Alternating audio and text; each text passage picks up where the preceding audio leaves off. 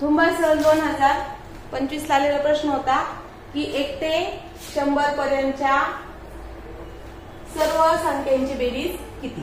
याचाच अर्थ काय, आपल्याला कितवी संख्या पाहिजे होती, 100वी त्रिकोणी संख्या कोणती असा प्रश्न। दोन्ही प्रश्नांचा अर्थ एकच की 100वी त्रिकोणी संख्या म्हणजेच 100 पर्यंतच्या सर्व क्रमवार संख्यांची बेरीज। मग त्यासाठी आपण काय करूया, 100वी त्रिकोणी संख्या काढण्याचं सूत्र लिहूया। 100वी त्रिकोणी संख्या म्हणजे पहिले कोण लिहायचा, 100 आणि त्याच्या पुढचा अंक 101 भागिले 2। आता 2 नी काय करायचंय, 100 ला किती आला भागाकार 50 आणि 50 गुणिले 101, तर 1 0 इथं कटला, इथे घेऊन टाकला, मग राहिला 5 1 5 5 0 5 1 कोणती संख्या आली, मग सर्व अंकांची बेरीज 1 ते 100 पर्यंत सर्व संख्यांची बेरीज किती आली, 5050 किंवा 100वी त्रिकोणी संख्या कोणती आली, 5050। दोन्ही प्रश्न त्यांचा अर्थ एकच आणि सूत्र पण काढण्याचं एकच, लक्षात ठेवा। छान आली उत्तर बघा। आपल्याला रोमन संख्या चिन्हावर आधारित गणित आलेलं आहे। m - d divided by l is equal to what। आणि आपल्याला माहिती आहे रोमन संख्या चिन्हाचे महत्वाचे अक्षर हे I म्हणजे 1, V म्हणजे 5 आणि x म्हणजे 10। आता बघा LCD-M हा क्रम लावताना तुम्हाला एक सोपं सूत्र सांगते। LCD म्हणजे टीव्ही, हा LCD कसा घ्यायचा, मोठा, कसा घ्यायचा, मोठा म्हणजे M। LCD कसा घ्यायचा, मोठा। मग L म्हणजे त्याच्या पुढचा अंक 50 100 D म्हणजे 500 आणि M म्हणजे 1000। अशा पद्धतीने यामध्ये क्रम लावामध्ये पण येतं, चढता क्रम लावा मग उतरता क्रम लावा, त्यावेळेस आपला हे सूत्र पाठ पाहिजे। LCD-M हे कोणत्या क्रमाने लिहिलेले, चढत्या क्रमाने लिहिले, लक्षात। आता M म्हणजे 1000 आणि D म्हणजे 500 बरोबर ना। M म्हणजे 1000 मायनस D म्हणजे 500 आणि M म्हणजे भागिले 50। आता सांगा पहिले कोणती क्रिया करायची, हे महत्वाचं आहे, कारण त्यांनी तिथेच फसवलं आपल्याला की पहिले वजाबाकी दिली आहे, पण आपल्याला माहिती आहे ही काय तयार झाली, पदावली। आणि पदावलीचा नियम असतो पंचे भागू बेळ, म्हणजे भागाकार गुणाकार पैकी जो एक नंबर असेल तो करायचा, मग बेरीज वजाबाकी बाकी पैकी जो एक नंबर असेल तो करायचा, बेरीज वजाबाकी। आता इथं बघा पहिले भागाकार केला किती आला, कटला 5 1 10 5 1 5 5 0 0 म्हणजे आलाय त्याचा भागाकार 1000 वजा 10 किती आलं, 990 असं उत्तर आलं का तुमचं।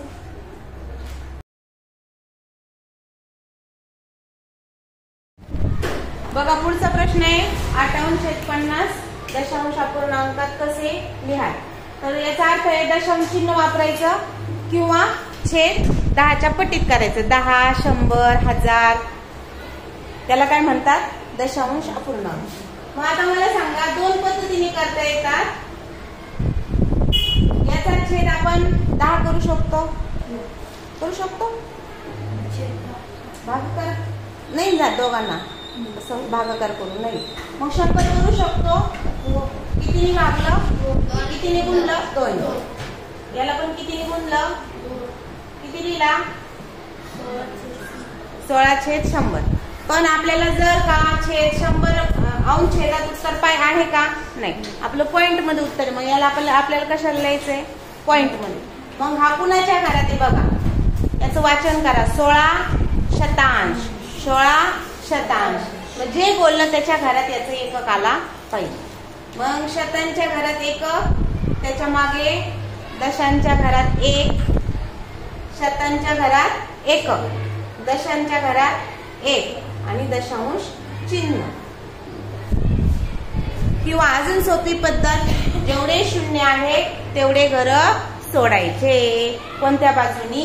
उजव्या बाजूनी. अपूर्ण घरं कुठं असतात? उजव्या बाजूनी. मग अपूर्ण घरं सोडले कोणत्या बाजूनी? किती सोडले? जेवढे शून्य आहे तेवढे. किती शून्य आहे?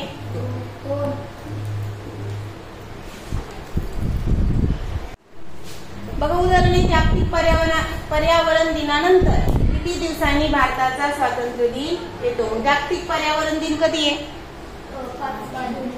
सैकन से जागतिक पर्यावरण दिन कधी आहे? 5 जून. आणि स्वातंत्र्य दिन कधी असतो? 15 ऑगस्ट. म्हणजे बघा आपल्याला किती महिने क्रॉस करायचे आहेत? जून, जुलै, ऑगस्ट. आता तुमचा आपला हा पर्यावरण दिन आहे, हा 5 तारखेला आहे. शब्द काय आहे? नंतर.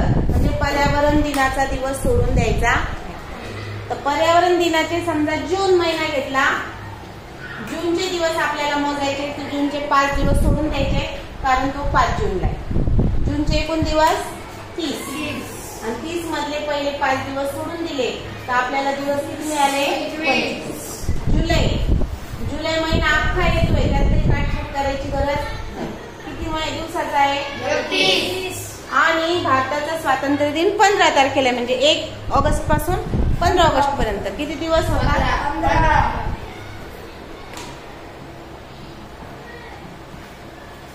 15 दिवस. मग आता आपण एकूण दिवस मोजूया. किती आले? 71.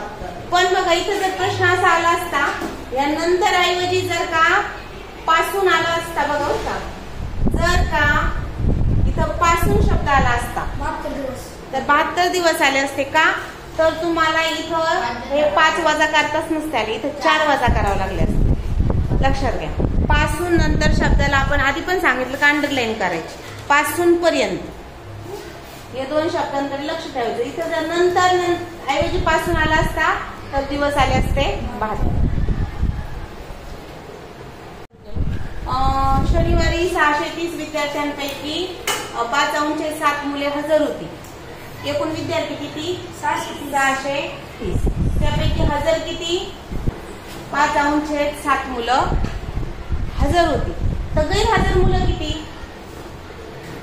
सांगा बरं. जर एकूण मुलांचे किती भाग पाडले? 7. एकूण मुलांचे भाग पाडले 7. त्यापैकी किती भाग मुलं आले? 5. तर गैरहजर मुलं किती? 7 पैकी 2 भाग मुलं गैरहजर होती. 7 भाग केले, 7 पैकी 5 भाग मुलं हजर होती. तर किती मुलं गैरहजर होती? 7 पैकी 2 भाग मुलं गैरहजर होती. मग आता आपण काय करूया? डायरेक्ट आपल्याला गैरहजर मुलं विचारले म्हणून आपण काय केले? 630 चे म्हणजे गुणिले. तर बघा 630 चे आपल्याला किती भाग काढायचे? 2/7 भाग काढायचे. चे म्हणजे काय? गुणिले. आणि भागाकार करून घ्यायचा. 7 ने याला भाग जातो का? जातो. 7 9 63 7 0 0. अंशात कोण राहिलं? 90 आणि 2. किती आले? 180 मुलं गैरहजर होती. बघा प्रश्न आहे, 5000 झाडे आहेत पैकी 2/10 झाडे आंबा आणि 3/15 झाडे फणस अशी आहेत. आणि उरलेली काजूची झाडे किती? आता ही आंबा फणसाची झाडे आपल्याला कशात दिलेली आहे? अपूर्णांकात दिलेली. आणि उरलेली काजूची झाडे आपल्याला काढायची आहे. म्हणजे थोडक्यात बागेत 3च प्रकारची झाडे आहे: आंबा, फणस, काजू. आता बघा आपल्याकडे एकूण झाडे 5000. त्यापैकी आपल्याला 2 झाडं माहिती आहे आंबा फणसाची. किती? 2/10 आधी 3/15. ही 2 झाडे आपल्याला 5000 मधून वजा करायची आहे. ही 2 प्रकारची झाडे आपल्याला 5000 मधून वजा करायची आहे. परंतु त्याचे जे छेद आहे ते सारखे म्हणून आपल्याला पहिले काय करावं लागेल? त्यांचे छेद सारखे करून काय करावं लागेल? बेरीज करावी. आता याचा छेद सारखा करण्यासाठी यांना कितीने गुणलं? 2 नी. आणि याला पण कितीने गुणलं 3. याचा झाला 15 दुने 30. मग याचा 30 होण्यासाठी याला कितीने गुणलं 3 ने आणि अंशाला सुद्धा कितीने गुणलं 3. आता बघा 3 दुने 6 3 दुने 6 म्हणजे अंशात आले 6 अधिक 6 आणि खाली आले दोघांचा छेद 30 30 झालाय छेद 30 म्हणजे 30 पैकी 12 किंवा 12 अंश छेद 30 हे याची बेरीज झालेली आहे. म्हणजे काय आंबा आणि फणस मिळून किती झाडं गेली तर 30 पैकी 12 किंवा 12 अंश छेद 30 झाडं कशाची होती आंबा आणि फणसाची होती. ती आपण काय करू काढून टाकू. ती काढू किती आहे मग 1 0 कटला 1 0 कटला 3 1 3 3 चे 12 3 1 3 ठीक आहे असेच ठेवूया. मला करेक्शन करावं लागेल त्याचं. 3 1 0 कटला 1 0 कटला 3 1 3 3 चौक 12 आणि 4 आणि 500 याचा गुणाकार केला किती आला 2000. याचा अर्थ असा की आंबा आणि फणसाचे भाग होते 30 पैकी 12 म्हणजे किती झाड होते 5000 चे 12 अंश 30 म्हणजे 2000 झाड आपण काढली. हे झाड कशाचे होते आंबा फणसाचे. मग उरलेले झाड 5000 झाडांमधून 2000 झाड वजा केले तर किती आले 3000 झाड कशाची आली. आता बघा बरेच वेळा असं येतं की 12 अंश 30 12 अंश 30 ते असे विचारतात की किती झाडं राहिली आणि ते पण अंश छेदात विचारतात. मग मला सांगा 30 पैकी किती झाडं राहिली. मग उरलेली झाडं फणसाची तर किती झाडं फणसाची ते आकड्यात नाही अंश छेदात किती 30 पैकी 18 अंश 30 झाडं कशाचे काजू.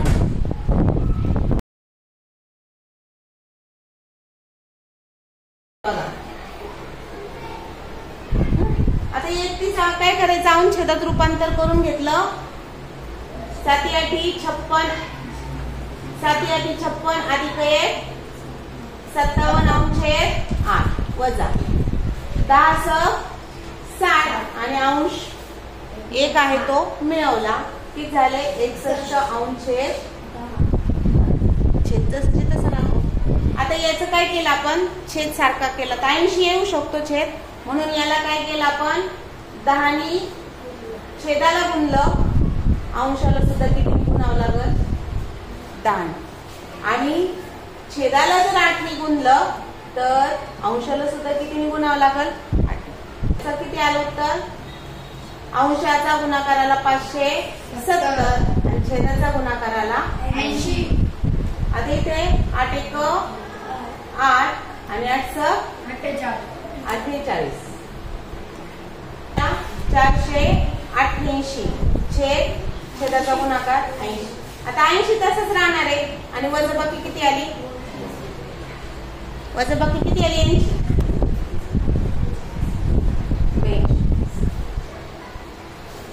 मग आता बघ याचं पूर्णांक मध्ये रूपांतर काय होईल 80 1 80 आणि बाकी राहिली हे उत्तर आहे नाही. मग आता बघा याचं संक्षिप्त रूप आहे असेल उत्तर आहे पाठीचं काय उत्तर आलं 1.2 अंश 80. आता हे उत्तर तिथं नाहीये पण उत्तर आता कोणतं आहे तिथं तर 1 अंश 40 उत्तर आहे पहा 1.1 अंश 40 याचं संक्षिप्त रूप करा बे 1 बे बे चौक 8 बे 0 0 आलं हे उत्तर. बघा आपण आज वेगळ्या पद्धतीने पूर्णांक युक्त अपूर्णांकाची बेरीज करणार आहोत. फक्त या बेरजेमधले काही महत्वाचे पॉइंट्स लक्षात ठेवायचे एकदम सोपी पद्धती. इथं पूर्ण आहे बघा 7 पूर्णांक 6 पूर्णांक आहे आणि 3/4 3/4. मग बघा इथे पूर्णची बेरीज करायची. पूर्ण कोण आहे? इथं पूर्ण आहे 7, इथं पूर्ण आहे 6. यांची बेरीज झाली 13. आता अपूर्ण कोण आहे? ती लिहून घ्यायची 13. नंतर अपूर्ण कोण आहे? 3/4 3/4. यांची बेरीज करायची. 3/4 अधिक 3/4 किती आली? छेद सारखा आहे त्यामुळे छेद सारखं करायचा काही त्रास नाही. मग छेद जसाची तसा आणि अंशाला 6. आता जर का तुम्ही असं लिहिलं तर बघा इथं काय तयार होतं? हे उदाहरणामध्ये छेद कधीही अंशापेक्षा मोठा असत नाही. मग याचा काय करायचं आपल्याला? याचा अर्थ असा की 6/4 मध्ये छेद लहान आहे आणि अंश मोठा आहे. याचा अर्थ याच्यात एक पूर्ण निघतो. याचं रूपांतर पूर्णांकामध्ये करता येते. मग 6/4 रूपांतर आपण पूर्णांकात करूया. पहिले छेद जसाची तसा लिहिला. छेदाने 6ला भागलं. किती आला? 4 1 4. बाकी राहिली म्हणजे बघा पूर्ण किती राहिले? आता पूर्ण किती राहिले? 1. आणि अपूर्ण किती राहिले? 2/4. मग आता बघा आपण काय करूया? पहिला जो पूर्ण आहे आपण काय करूया? पहिला जो पूर्ण आहे 13 आणि याच्यामध्ये जो पूर्ण निघाला तो किती होता? 1. त्याची बेरीज करूया. किती आली बेरीज? 14. आणि अपूर्ण कोण राहिला? याची बेरीज झाली 14 आणि अपूर्ण कोण राहिला? 2/4 किंवा 14 पूर्णांक. याचं देखील संक्षिप्त रूप करू. बेक बे बेगुणे 1 पूर्णांक 1/4 14 पूर्णांक 1/4. आलं लक्षात?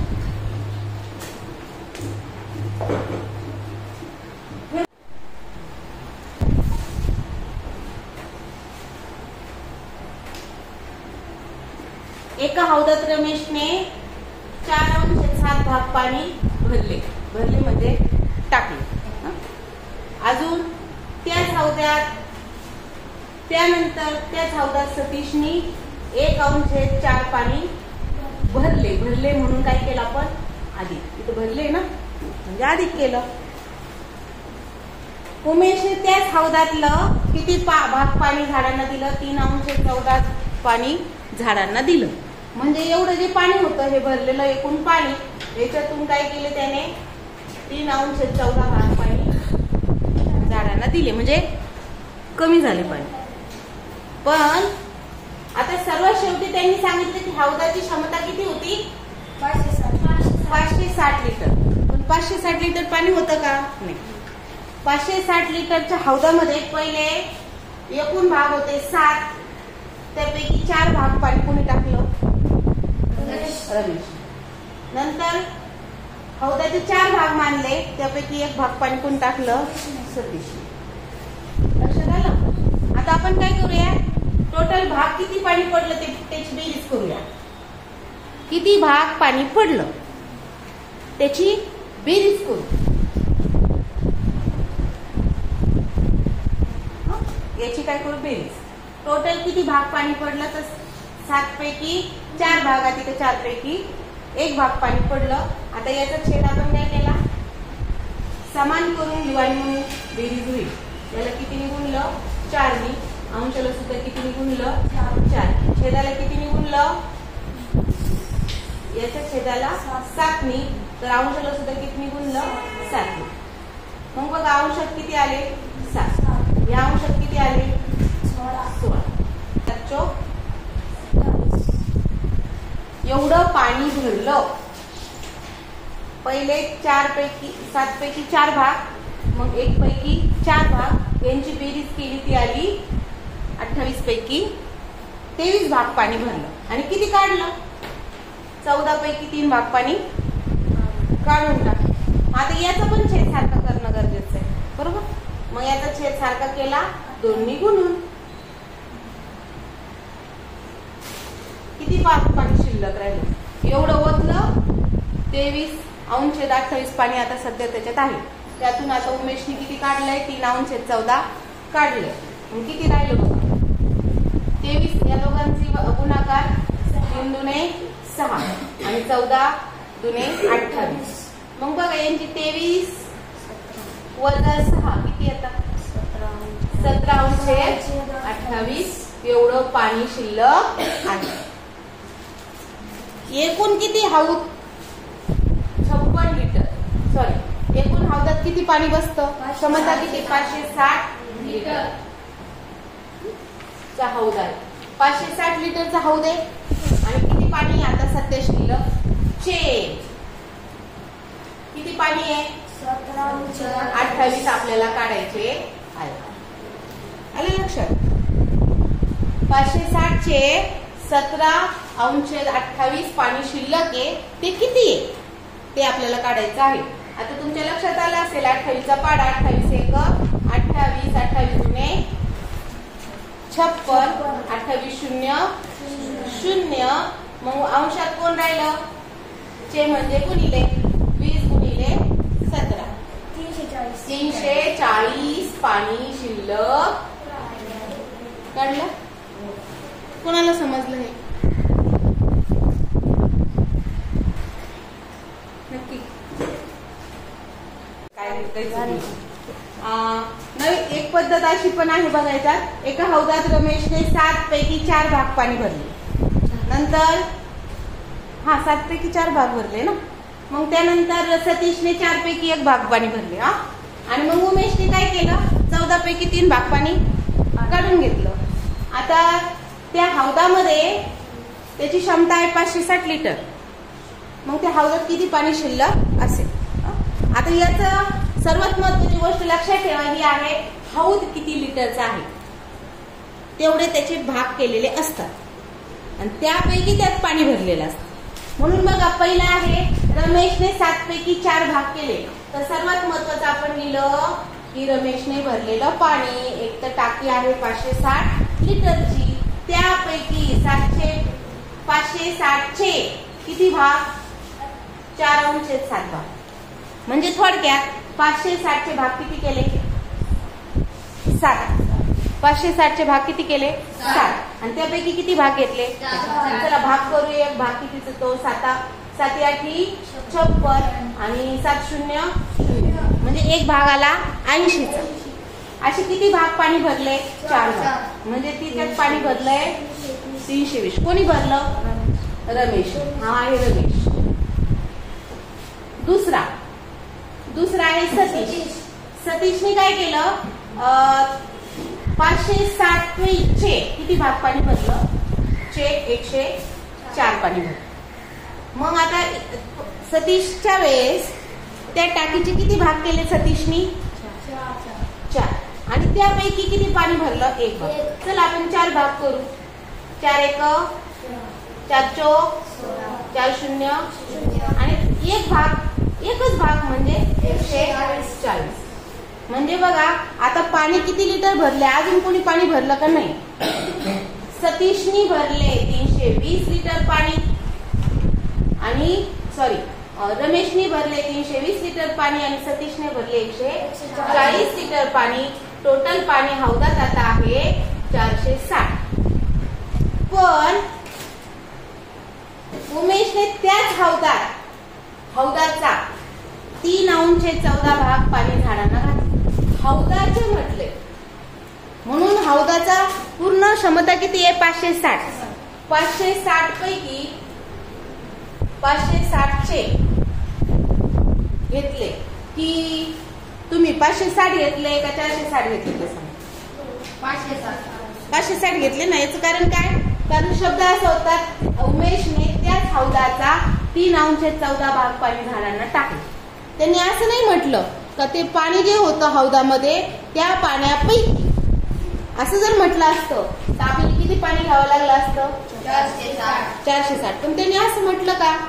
हौदात असलेल्या पाण्यापैकी 3/14 म्हटलं का? नाही. त्यांनी म्हटलं हौदाचा 3/14 भाग. मग हौद कितीचा आहे?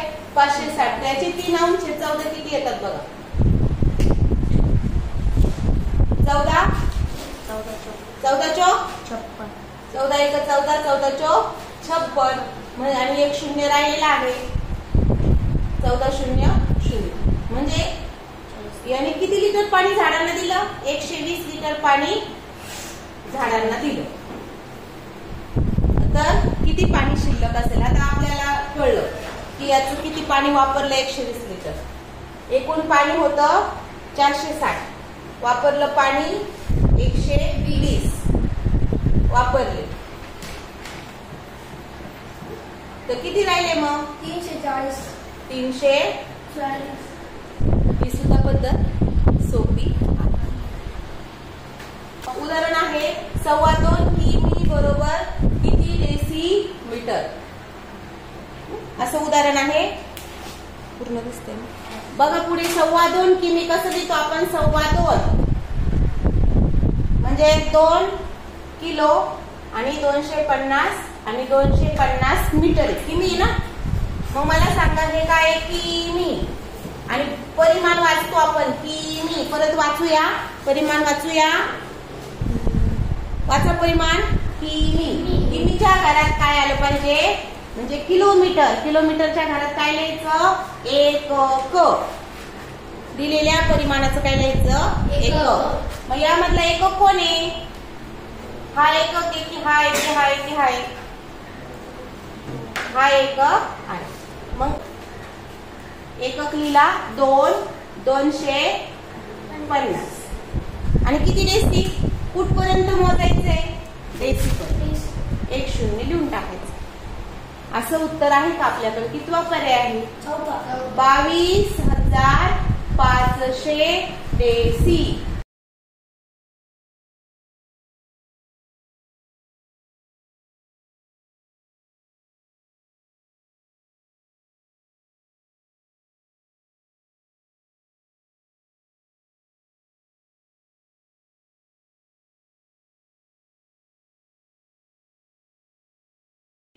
केलं. आता बघा 500 मीटर दोरीचे किती तुकडे केल्यास प्रत्येक तुकड्याची लांबी 500 सेंटीमीटर भरते. म्हणजे मोठा तुकडा कितीचा आहे? 50 मीटरचा. आणि त्याचे भाग केले. किती भाग केले माहिती नाही, पण एक तुकडा कितीचा झाला? 500 सेमीचा. मग बघा 50 मीटर आणि एक तुकडा कितीचा? 500 सेमी. भागाकार होतो का? बघा नाही होणार, कारण इथं सेमी आणि इथं मीटर आहे. मग याचे आपण काय करू? 50 मीटरचे काय करू आपण? सेंटीमीटर करू. 1 मीटर बरोबर 100 सेंटीमीटर. म्हणजे मग 50 मीटर म्हणजे 5000 सेंटीमीटर. असं काय झालं? आपण आता त्याची सुट्टी करून घेतले सेंटीमीटर. आणि आपल्याकडे आधीचे एक दुरीचे आहे. किती आहे? 500 सेंटीमीटर. झाले का दोन्ही परिमाण सारखे? आता तुम्ही भागाकार करू शकता. भागाकार काटाकाटी. अंशातला 1 शून्य गेला, छेदातला गेला, अंशातला 1 शून्य गेला, छेदातला गेला. आता राहिले 5 आणि 50. 5 एक 5, 5 शून्य शून्य. लक्षात. आता मग किती राहिलं? किती भाग झाले मग? 5000 सेंटीमीटरचे 500 सेंटीमीटर, 500 सेंटीमीटर, 500 सेंटीमीटर असे किती भाग झाले? 10 भाग झाले. त्यालाच आपण काय म्हणतो? तुकडे.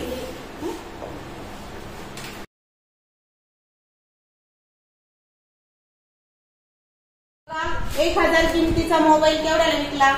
1250. तर शेकडा नफा किती? शेकडा म्हणजे 100 रुपयाला नफा किती? मग लक्षात ठेवा, आपल्याला नफा कधी होतो? कोण जास्त असतं? खरेदी किंमत आहे आणि विक्री किंमत. खरेदी किंमत कोणती आहे?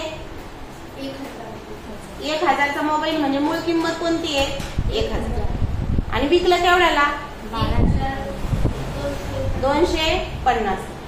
मग नफा किती झाला? 250. मग आपण काय सूत्र आहे? नफ्याचं सूत्र आहे विक्री किंमत जास्त असते म्हणून नफा होतो.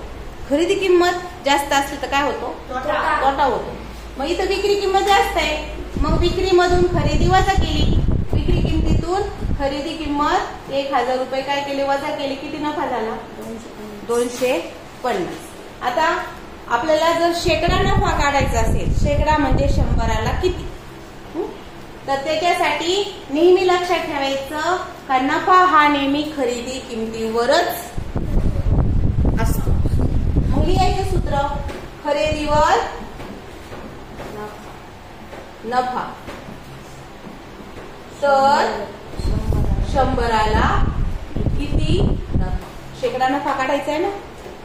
मग खरेदी किती आहे 1000 आणि नफा किती आहे 250, तर 100ला किती, तिरकस गुणाकार. मग काय नाही, फक्त 250 छेद 1000 गुणिले हा जो भागिले तो इकडे नेताना काय झाला गुणिले, किती झाले 100. किती शून्य कटले, 2 शून्य कटले, 2 शून्य कटले, 1 शून्य कटलं, 1 शून्य कटलं, किती राहिले 25.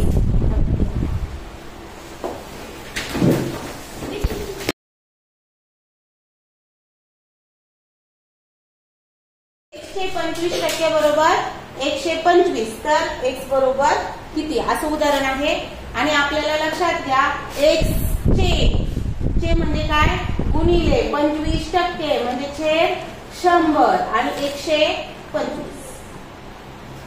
आता हा जो 125 आहे हा तिथंच राहणार आहे. आपल्याला कोण काढायचा आहे x, याला इकडेच ठेवायचं, याला याच साईडला ठेवायचं आणि बरोबर उरलेले जेवढे आहेत ना सगळ्या संख्येत पलीकडे घेऊन जायच्या बरोबरच्या चिन्हाच्या.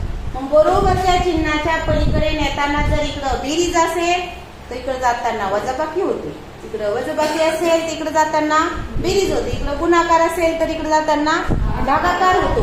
आता बघा इथं काय माहितीये का गुणाकारच आहे आणि याला इकडे घेऊन जायचंय.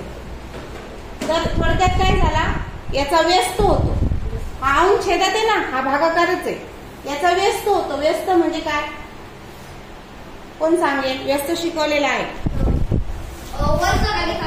अंश वरती जातो आणि छेद खाली येतो. मग गुणिलेचं चिन्ह तसंच राहणार आणि याचा व्यस्त होणार, तो काय होणार याचा व्यस्त काय होणार 100 अंशात गेला आणि 25 छेदात आला. आता 25 एक 25, 25 चौक 100, 125 गुणिले 4 किती झाले 125 गुणिले 4 500, 125 गुणिले 4 500. आता बघा तुम्ही सगळ्यांनी उदाहरण सोडवलेलं आहे, सगळ्यांनी दाखवलं. बघा दर 6 दर 10 दर आहे. दर किती आहे 10, दर किती आहे 10, शेकडा 10 आहे म्हणजे 10%. नंतर तो 20,000 रुपयाचे किती रक्कम व्हायची 25,000 रक्कम होण्यासाठी, म्हणजे मूळ रक्कम किती आहे 25,000. मूळ रकमेला काय म्हणतात मुद्दल. आणि होण्यासाठी किती कालावधी लागेल म्हणजे काय काढायचं आहे कालावधी म्हणजे काय काढायची आहे काळ मुदत. म्हणजे आपल्याला बघा याचा अर्थ आपल्याला व्याज पण दिलंय, मुद्दल पण दिलंय, दर पण दिलाय असं त्याचा अर्थ होतो. मग आपल्याला काय काढायचंय इथं तर व्याज काही दिसत नाही. मग आपल्याकडे एक सूत्र आहे बघा रास बरोबर मुद्दल अधिक व्याज. मग रास किती दिलेली आहे, रास किती येणार आहे आपल्याला 25,000. बघा रास आपल्याला किती मिळाली पाहिजे, मुद्दल आहे 20,000, मुद्दल आहे 20,000, व्याज किती मिळणार आहे माहिती नाही पण आपल्याला मिळणार आहे परत मिळणार आहे 25,000. म्हणजे लक्षात घ्या मग व्याज किती असेल, जर 20,000 मुद्दल आहे आणि आपल्याला 25,000 मिळणार आहे तर व्याज किती असणार आहे 5,000. मग इथं काय लिहूया आपण आपलं व्याज मिळालेलं आहे 5,000. आपल्याला हे सूत्र आहे बघा इथं सरळ व्याज बरोबर मुद्दल क छेदी 100. यातला आपल्याला कोण काढायचं आहे क. सरळ व्याज किती आहे 5,000, मुद्दल किती आहे 20,000, दर किती आहे 10% आणि माहिती काय नाहीये क माहिती. तर पहिले ही क्रिया करून घेऊन मग उरलेले तिकडे घेऊन जाऊ. एक शून्य कटला, एक शून्य कटला, एक शून्य कटला, एक शून्य कटला, कोण राहिला? 2000. हा इथं गुणिले, हा 2000 इथं गुणिले आहे बघा, याला दिसतं ना. तर इथं काय होईल, तो पलीकडे जाताना काय होईल? भागिले. दोन शून्य कटले, अंशातला शून्य, छेदातला शून्य, अंशातला शून्य कटला, छेदातला, किती राहिले? 5/2. मग याचं किती आलं? 2.5. आता 2.5 कालावधी आहे. कालावधी म्हणजेच कालावधी कशात असतो? कालावधी वर्षात असतो. मग 2.5 हे काय आहे? वर्ष आहे. म्हणजे 2.5 वर्ष. 2.5 वर्ष म्हणजे 2 वर्ष 6 महिने. 2 वर्ष आणि 6 महिने. 2 वर्ष आणि 6 महिने. हा पर्याय आहे तिथे? हो. किती नंबरला? 2 वर्ष 6 महिने हे उत्तर आलेलं आहे. फक्त समजून घ्या. बघा आता आपल्याला इथं काढायचं आहे लसावी आणि मसावी. सर्वात पहिले लसावी मसावी काढताना आपल्याला मूळ अवयव काढावे लागतात. काय काढावे लागतात? मूळ अवयव. आता या ज्या 2 संख्या दिल्या यांचे मूळ अवयव काढायचे. पण एक सोपी पद्धत मी तुम्हाला याच्या आधी सांगणार आहे. यांचा मसावी काढणे, तोंडी मसावी काढता येतो. मसावी म्हणजे मोठ्यात मोठा म्हणजे महत्तम सामायिक विभाजक. म्हणजे विभाजक काढायचं, मोठ्यात मोठा विभाजक ज्याने आपल्याला भाग देतो तो. मग आता याच्याकडे बघा, 32 आणि 48 कडे बघा. आणि या संख्येला मोठ्यात मोठ्या कोणत्या संख्येने भाग जातो? 16. काही म्हणतील 8 ने जातो, काही म्हणतील 4 ने जातो. त्याच्या पुढे जायचं, 8च्या पुढे 16. याला 16 दुने 32 आणि 16 त्रिक 48. याच्यापेक्षा मोठ्या संख्येने भाग जात. म्हणून डायरेक्ट मसावी लिहिता येतो आपल्याला. किती? ह्या दोघांकडे पाहिल्याबरोबर आपल्याला कळतं याला मोठ्यात मोठ्या कोणत्या संख्येने भाग जातो. विभाजक कोण याचा? तर आहे 16. परंतु लसावी काढायचं असेल तर मात्र आपल्याला काय करावं लागतं? त्याचे मूळ अवयव पाडावे लागतात. आता बघा, 32 चे मूळ अवयव आपल्याला पाडायचे आणि 48 चे सुद्धा मूळ अवयव आपल्याला पाडायचे. आता बऱ्याच वेळा असं होतं की आपण कुठेतरी एखादी पद्धत बघितलेली असते, ती आपल्याला खूप सोपी वाटते. मूळ अवयव पाडायचे म्हणजे मूळ संख्याच आल्या पाहिजे. हा पहिला नियम, मूळ संख्या आल्या पाहिजे. मग पहिली मूळ संख्या कोण आहे? 2. मग याला 2 नी भाग जात असेल तर द्यायचा, नाही तर दुसरी मूळ संख्या घ्यायची 3. जातोय की याला भाग? समय जातो. 2 नी भागलं, किती आला भागाकार? आता हा 16 आहे. याला सुद्धा अशाच संख्येने भाग द्यायचं जी मूळ आहे. मूळ अवयव पाडायचा आहे.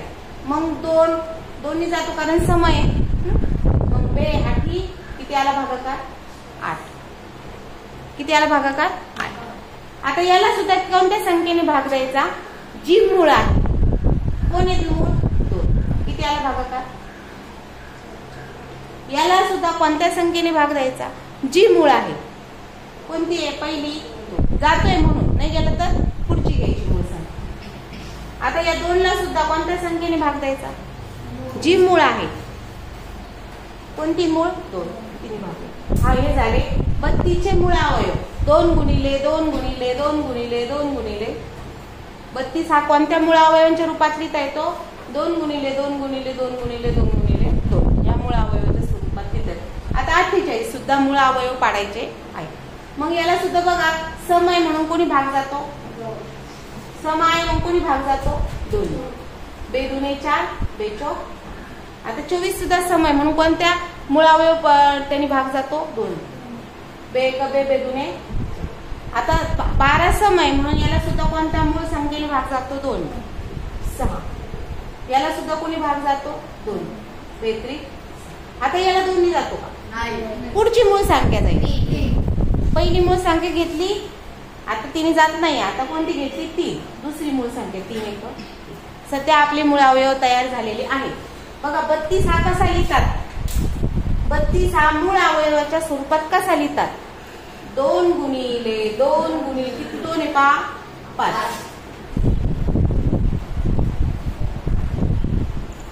हा 32 हा मूळ अवयवाच्या स्वरूपात असा लिहितात।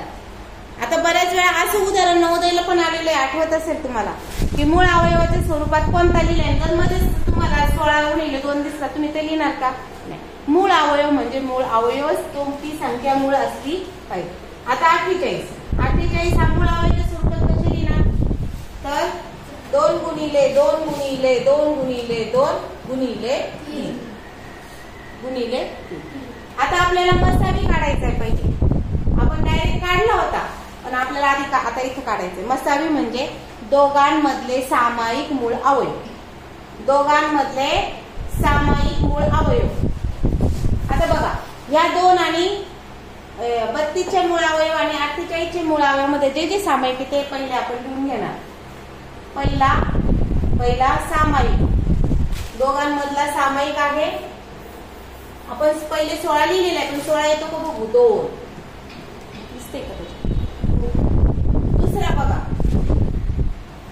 त्याला वेगळी खूण करू, 2। तिसरा बघा सामायिक आहे 3, अजून चौथा सामायिक आहे, आता सामायिक आहे का पहा, नाही। समान अवयव आहे का?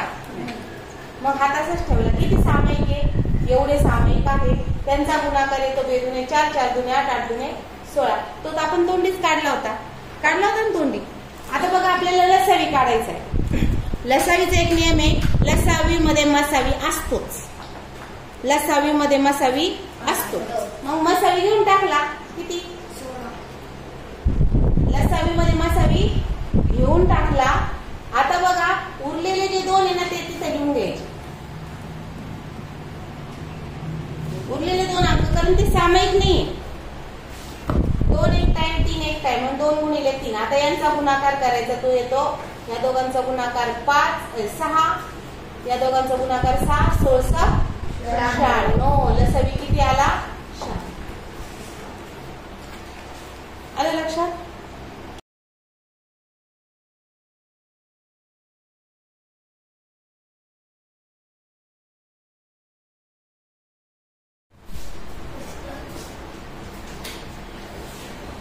त्याच्यामुळे शंतनू गेला इस्रोला, त्याच्यामुळेच तुमच्या 4 पोरांची वय एका वर्गातल्या निवड झाली। चला पुढचं घेऊया, 23 आणि 24।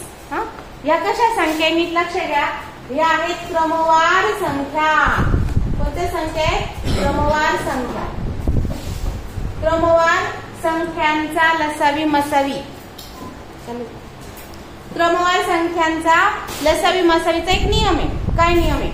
क्रमवार संख्यांचा लसावी मसावी नेहमी नाही, क्रमवार संख्यांचा मसावी मोठ्यात मोठा सामायिक विभाजक 1 असतो। क्रमवार संख्यांचा मसावी काय असतो? 1 असतो। मग आता मला सांगा, जर मसावी 1 असतो तर लसावी किती असेल? तर लसावी असतो या दोघांचा गुणाकार, 23 गुणिले 24, यांचा गुणाकार येतो 552, म्हणजे लसावी किती आला? 552, मसावी किती आला? 1। आता बघा याच्यावर आधारित एक सूत्र आहे, त्याच्यावर आपण ते बघूया। 2 संख्यांचा गुणाकार, 2 संख्या बरोबर सांगा, लसावी गुणिले मसावी। या सूत्रानुसार सुद्धा आपल्याला हे विधान चेक करता येईल। आता मसावी 2 संख्यांचा गुणाकार, कोण आहे 2 संख्या? 23 गुणिले 24, या 2 संख्यांचा गुणाकार। कोणत्या 2 संख्या आहे ज्यांचा तुम्ही मसावी काढता त्या? या 2 संख्या कोणत्या आहेत? ज्यांचा तुम्ही मसावी लसावी काढणार आहे त्या 2 संख्या, त्यांचा गुणाकार कोणाबरोबर असतो? लसावी आणि मसावी बरोबर असतो। बघा मसावी 1 आहे, बघता क्षणी तुमच्या लक्षात येईल, 23 आणि 24 कडे पाहिलं तर तुमच्या लक्षात येईल हिला कोणत्याच संख्येने भाग जात नाही, फक्त एकाच संख्येने भाग जातो, तिलाच मोठी संख्या म्हणायचं आणि तिलाच लहानी संख्या म्हणायचं। मग मोठी संख्या, मोठ्यात मोठी भाग जाणारी संख्या सामायिक दोघांमधली ती आहे फक्त 1, म्हणून मसावी काय आला?